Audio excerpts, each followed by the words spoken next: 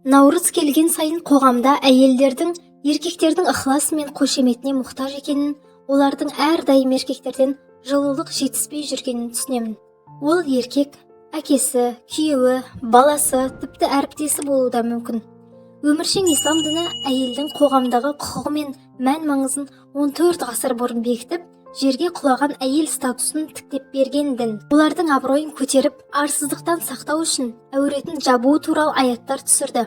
Әйел әркімнің құмарының құлқы мен қолжаулығына айналмас үшін некелесу санын 4-ке дейін қысқартты. Тіпті Алла тағала 176 аяттан тұратын сүреге әйелдер деген атау берді. Ислам ананың статусын әкеден жоғары қойған дін. Үлкендігі жер мен көктей жәннатты ананың табанының астына сыйдырып қойғаны және бар. Ислам қарындасына, туған қыздарына көркем мәмілесі мен тәрбиесі үшін астарынан өзен аққан жәннатты уәде еткен дін.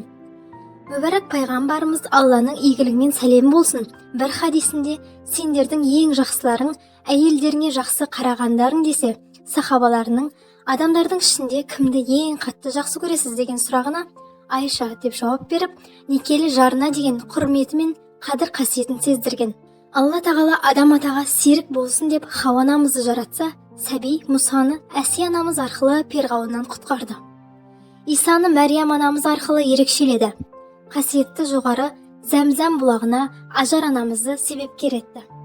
Алла тағала ақырғы пайғамбары Мұхаммедке арқа сүйері етіп Хадиша анамызды берді, әрі ол ең алғашқы мұсылман болды. Әрине, мұндай мысалдар өте көп. Бұл бізге исламның әйел затын қаншалықты құрметтеген ұқтырады. Демек, ислам желісімен өмір сүретіндер үшін 8 наурыз қалыпты күн ғана. Мұсылман түсінігі мұндай бір күндік мерекеліге мұқтаж емес. Әйелдер де бір күн сыйлық алып, қошемет көргенде мәз болмай, қоғамда құндылығын сақтап қалуға тырысса екен деймін.